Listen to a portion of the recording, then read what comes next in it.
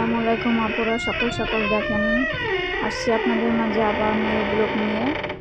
তো দেখেন আমি সকাল সকাল সব কাজকাম সেরে ফেলছি। শাশুড়ি মা বাজার করে নিয়ে আসছে, তো দেখি কি বাজার আনছে আজকে, দেখি আপনাদের দেখাই। তো এখানে দেখেন সাগরের মাছ, এটা চাপিলা, এখানে হচ্ছে গাজর, এখানে হচ্ছে বাইং মাছ, এটা কাঁচা মরিচ, এটা হচ্ছে মুসুরি ডাল। তো এখানে আছে আপনার আস্ত মুরগি।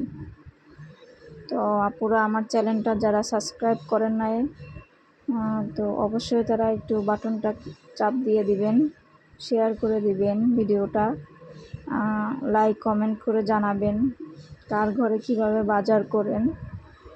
তো আপুরা দেখেন এখানে হচ্ছে টক বড়িটা মানি আসছে আমাদের জন্য, আমার হাত থেকে পড়ে গেছে। আরও আছে, তো এখানে কি আছে দেখি।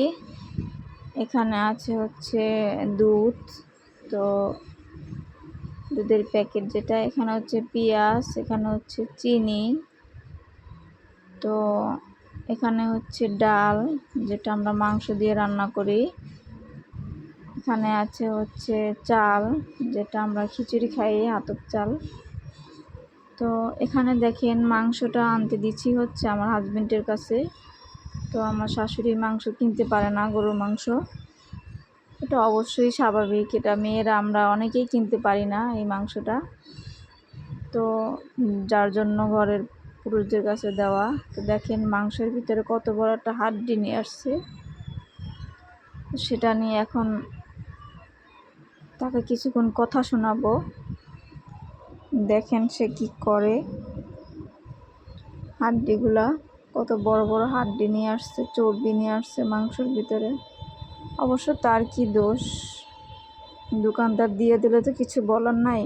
দেখেন আমি আবার আলাদা দিচ্ছি তাকে, এগুলো তার পাতে দিব, এগুলো তাকে খাওয়াবো।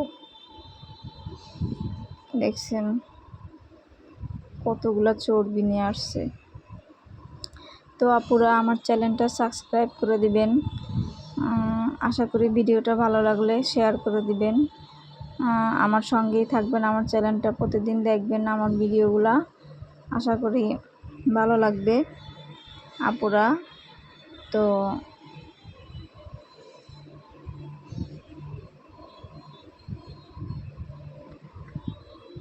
ঘরের মেয়েদের বউদের সব কাজই করতে হয়, দেখা হবে পরের ভিডিওতে।